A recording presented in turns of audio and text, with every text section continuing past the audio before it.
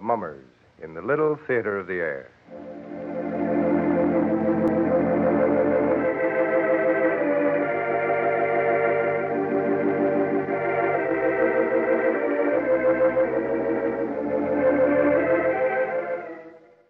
Now, the Hermit.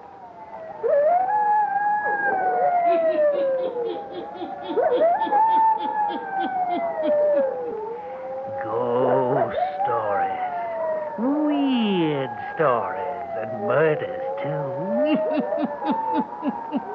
The Hermit knows of them all.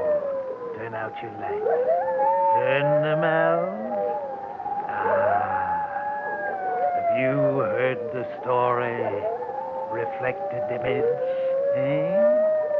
Then listen while the Hermit tells you the story.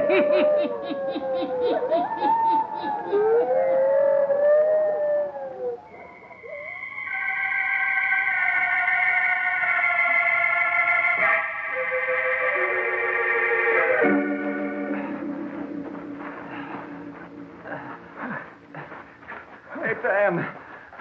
Dan, you gotta wait. I can't go a step farther. Gotta keep going. Oh, this heat. This desert heat. I can't go on. Listen, Taylor. If we keep going, we're bound to strike civilization before long. Don't be such a devil, Dan. I gotta rest. All right. For a few minutes, then. Desert. Desert. I hate it. Walking for hours. Sun beating down. Stop it, Taylor. You can't go on that way. If you do, you'll go loco. Come on. Let me have a drink of water. We should wait till the sun goes down. Do us more good then. You are the devil, holding out on water. My tongue's like a bale of cotton. All right. You think I'm a devil holding out? There isn't any more water. No more water? We drained the last when we took that drink 4 or 5 hours ago. I don't believe it. Let me have a bottle. Here. No water. No more water. No more water. Now, listen. Don't do no good to get panicky. Only make your thirst worse. Crying out like that. Just another day would bring us into a settlement. Lost. Our bones will bleach white here on the desert. Sit back and rest. It's getting cooler now. Dan, look. Look over there, atop that rise of sand. I'm looking. Do you see her standing there? I see the dead stump of a tree. So do you. I see her. A beautiful woman. The breeze blow on her dress. So cool like. And Dan, she's waving to us, beckoning us to come on. Taylor, where are you going? Come back here. Wait, I'm coming. I see you.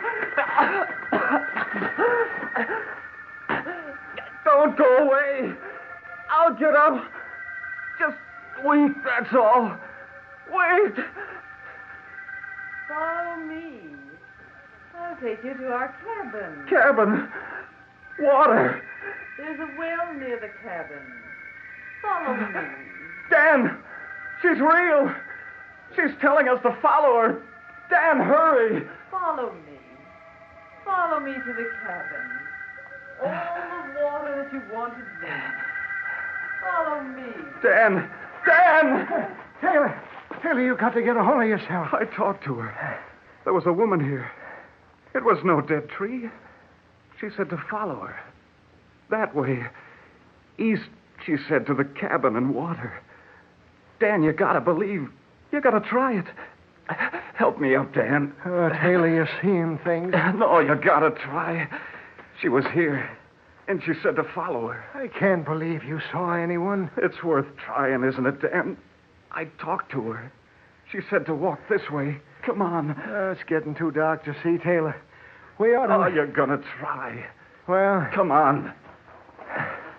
Where's the woman now? She went ahead. I saw her move this way. Hello? Hello? See? No one answers. You didn't see any woman. We gotta keep walking this way, Dan. Oh, it's crazy. Cabin, water. The woman said this way. There wasn't any woman. You've gone off your nut, Taylor. If you don't stop this crazy stuff, I'm going to leave you in the morning. Strike out for myself. Look. Look. Do you see? Why, all that's good. A light. I told you. Cabin, water, just as the woman said. You must have seen a woman, Taylor. I didn't believe. Come on, Dan, hurry. We've struck real luck. Luck and water. Hello? Hello? We're coming. Hello? No one answers. It ain't a light in the cabin, Taylor. It's a star we see. No, it ain't no star.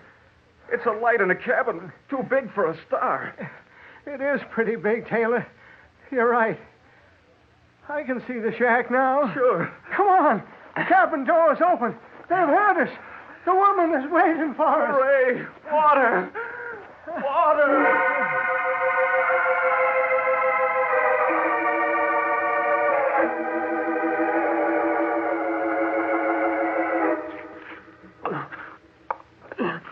Take it easy, partner. Don't drink too fast or too much at first. That's enough, Taylor, for now. Where's your outfit, stranger? Lost it 3 days ago. You ain't packing any guns? No, we haven't any. Then you're welcome to stay the night. It was mighty nice of your wife to tell us we were welcome here. What's that, stranger? Your wife, or the woman that told us to follow her here to the cabin and water. I don't savvy what you mean. Funny thing. I could drink forever, but it don't seem to quench my thirst. Let me take the cup now. Both of you better take it easy. Like you said, too much ain't good all of a sudden. Strangers, what are you doing here in the desert? A storm overtook us 4 or 5 days ago. We didn't even have time to unpack the animals. And when the storm was over, horses, outfit, everything gone. I see. Now, what was this about you seeing a woman who directed you here to my cabin? Taylor here, he thought he saw a woman waving to him. A woman who said there was a cabin and a well of water near. But I figured all the time he was seeing things, sort of a reflected image on the desert sands. Yeah. Folks drifting into insanity are always seeing things on the desert. Sure. I know it. Now, how far are we from the nearest settlement? The nearest settlement is about 35 miles due east of here. Not as far as I thought. We can start out in the morning. Sure. I'll give you directions. Fine, partner. Fine. You live here all alone? Yep. My name is Fred Holcroft. Well, glad to meet you. I'm Dan Torrance. My partner, Taylor Wiley. You're welcome for the night. I'll rustle up some grub. And after eating, I'll tell you a desert story that'll put your seeing a woman on the desert in the small class as stories go. Yes. I'll tell you a real desert story if you want to listen.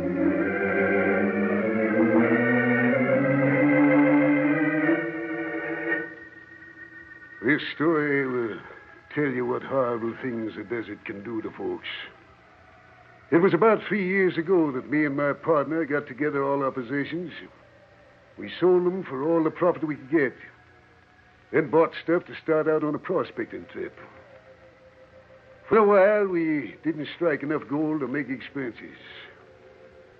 Then one morning, Ab and me made a walloping strike and hightailed it to town with our samples.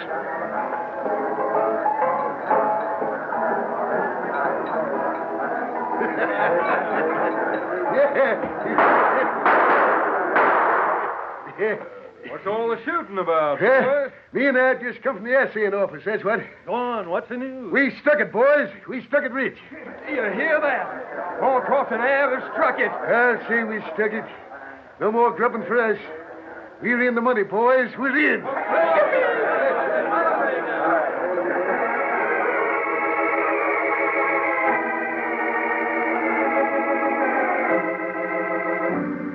Yep, we was rich. The first thing I did was to send back to the settlement for my girl to come out to me. Ab helped me get ready for her. We built this here cabin. Of course, it's no mansion, but it's a sight better than most desert shanties. Well, Lila came out, and we was married in El Toro, and then came back here to the cabin. Lila, she brought things along to pretty up the place. Curtains and such. We was real happy. Ab, Lila, and me. And the gold was still coming in. Night times, Lila and me would make plans as to how we were going to the big cities and live like king and queen. Then one morning, I comes into the cabin. Lila was sitting in that chair where you are sitting now, stranger. And Ab was standing there by the table. I could sense right away that something was up. I says, supper on, Lila? No. Time for grub, ain't it? Maybe so. Go on, Lila. Tell him. Tell me what? Lila don't want to stay here with you anymore, Fred. I reckon Lila's able to talk for herself, Ab. What's this Ab is telling me, Lila? Heb's got it right, Fred. I hate it out here. And you won't give up and say we got enough to move on. Well, now... Let me do the talking. I can't stand it here in the desert. Not any longer. I'll go crazy if I have to be here another day. But I thought... Go on, tell him all of it, Lila. It ain't only the desert you don't like. It's him. Lila's in love with me. Is this true? Lila, tell me. Is it the truth what I was saying? Yes. Well, Ab, you desert rat, I'll break every bone in your body. Now, take it easy. You won't touch me so long as I got the draw on you. Fight like a man, you yellow-livered skunk.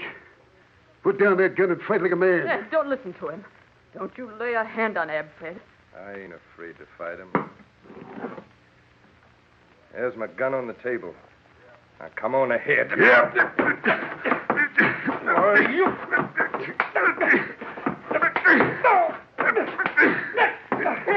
Don't kill him! That's what I aim to do. Kill him. You'll never walk out of here. You're poisoned like a snake. I give up. No. I'll get out. And I'm through with you. You'll crawl on your hands and knees. No. Stop it. Oh. You winged me. I meant to kill you, you skunk. I can still fight this rat with one arm. And you... No, Fred. No. I give up. No.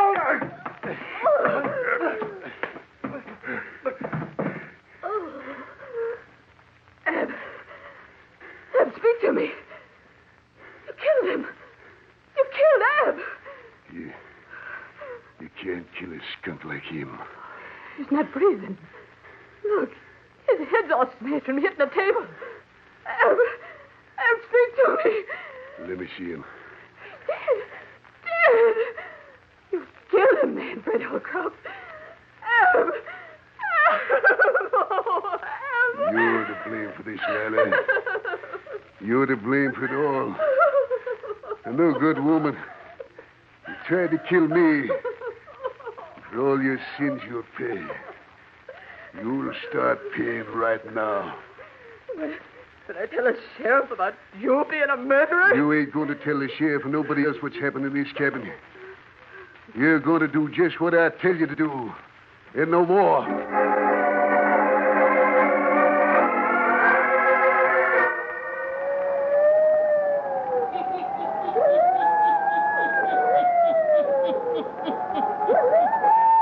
3 men on the desert in an old cabin. 2 listen intently as an old man tells them a strange story of murder. The woman who beckoned them to the cabin that night, where is she? The hermit will tell you before the night is done.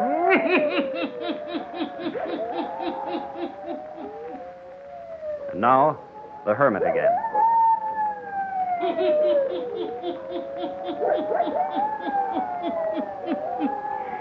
Fred Holcroft continues to narrate his strange desert story to the 2 men who were led to his cabin by a woman. Listen.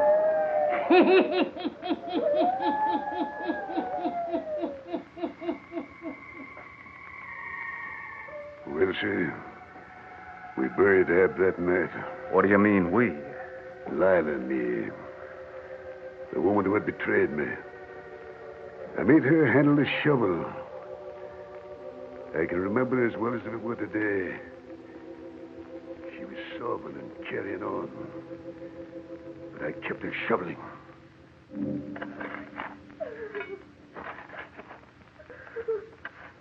Keep shoveling. Cover up the man you loved. Make him a good deep grave. Don't look to me for mercy. Keep digging. You loved me once, Fred. You gotta have mercy. I don't recollect you have no mercy for me. I hope he can still feel things while he's there in the sand. Yeah. I hope the sand chokes him. Burns out his eyes. Mercy. Get up on your feet. He's buried deep enough now. And you listen to what I'm telling you. If anybody comes this way, we don't know what happened to Ab. You hear? We don't know nothing.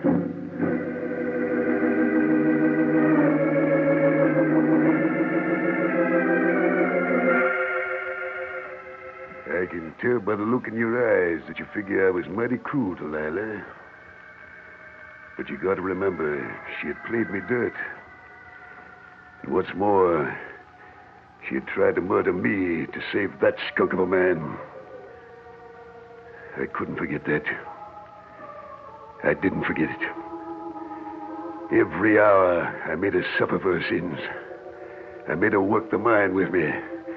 Made her stand out in the blinding storms, in the heat of the sun, till her skin was burned black and her eyes all puffed and faded out, till her beauty was gone forever. Well, as for me, I was sorting away the gold, burying it right underneath his cabin floor, biding my time, and waiting until I had enough gold to buy whatever I wanted from this life.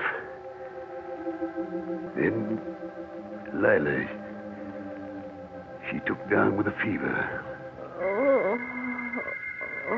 One night when the moon was riding high, and the sky bright as daylight on the desert sands, she got up from her bed. I tried to stop her. Don't touch me. I'm going away. You're sick, Lila. You can't leave the cabin. I'm going to Ab. To Ab, is it? Ain't you suffered enough for your sins? You still got to mention his name? Let go of me, Fred. I gotta find Ab. Go then. And never come back to this cabin. Never come back.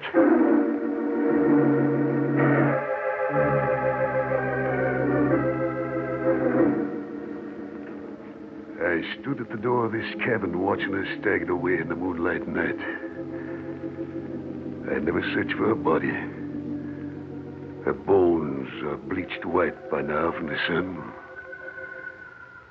As for me, well, I always figured on moving on. But the sun and the desert, the scorching sands and the wild winds blowing, all of it sort of got into my blood. And I've stayed on here, hoarding my gold. But one of these days I'll be pulling out for the city, and the lights, the music, all the rich things money can buy.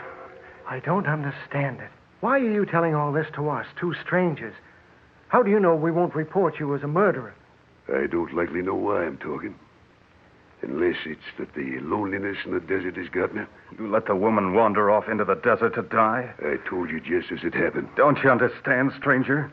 That woman didn't die. It was her we saw tonight. Her that beckoned us into this cabin. She never died at all. Taylor, you never saw any woman.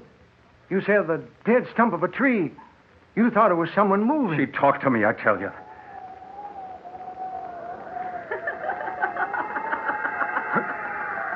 What was that? Don't you know? It's her. Look. Look out the window. Lila. That's the woman who beckoned to Dan and me. She's standing out there at the window. No. She died, I told you. I never died, Fred. Never died. I've come for you. Don't let her in this cabin. Look. She walked right through the door. It can't be her. Look closely, Fred. I've come to finish up what I should have done years ago. Stop her. Don't let her do that again. I've got it now, Fred. This time I'll do more than wing you. She got me. Got me. Grab him, Taylor. Look at the blood. Help her. I'm dying. He's done for. And the woman. She's disappeared through that door just like she came in. She's gone. And you and I, Taylor, we're going to be accused of this murder.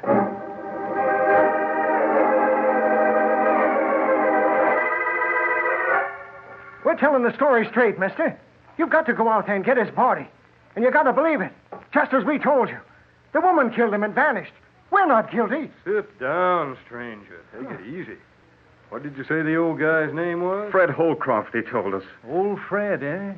Who struck it rich or thought he did? That's him. He's lying there in the cabin now with a bullet through his heart. I guess you two were really touched by the sun. You got to go out to the cabin with us and see for yourself. Listen, stranger. You ain't going to get anybody in Artura to go out to that desert shack to look for the body of Fred Holcroft. What do you mean? We mean there ain't no sense in looking for the body of him that's been dead for 20 years. I don't get it. Fred Holcroft's been dead for 19 or 20 years. I went out there at the time, recollected well. I was in the party that went out there, too. Sure. Found his body and that of his wife's, both stretched out on the floor of the cabin. Died of the fever, I reckon. Why, there ain't any cabin out there anymore. Blowed away long ago by the wind. Yes, sirree. You two have really been seeing things. But you ain't the first ones that have come out of the desert telling about seeing a woman standing out there in the sands, beckoning them to the cabin in a water hole. Just a few months ago, a guy comes in here babbling about a woman who led him to a water hole. But ain't none of them ever been so touched before that they saw the old man or the cabin, or had a vision of a murder. Did anyone ever find old Holcroft's gold? Nope, nor his partner neither. Some folks reckoned he left Fred and his wife there to die and took the gold for himself. Listen, then. It may be we saw a vision, but you come out there with us to the spot where the cabin did stand. Maybe we can prove to you that the story we heard last night was true.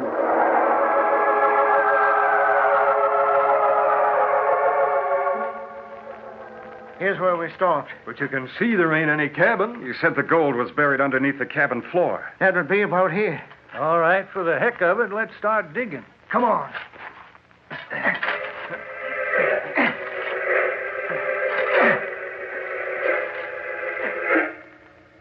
Gold. By cracky gold. Just as we told you. Just as he told it to us. Visions, huh? Visions on a desert. But it was more than our being touched by the sun. We saw spirits of the dead. We saw them and heard them. And we've found the gold that brought about evil and murder.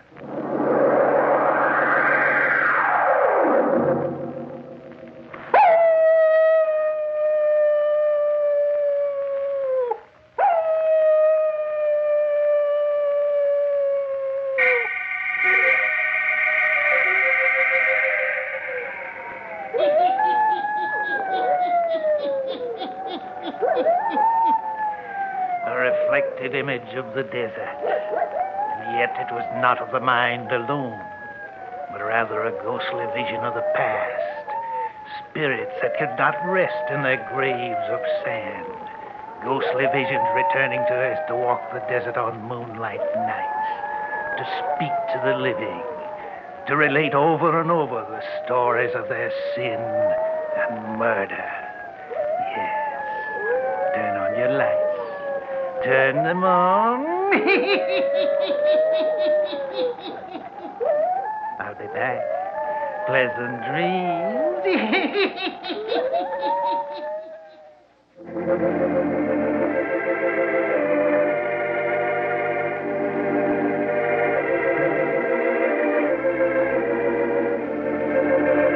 All characters, places, and occurrences mentioned in the Hermit's cave are fictitious, and similarity to persons, places, or occurrences is purely accidental.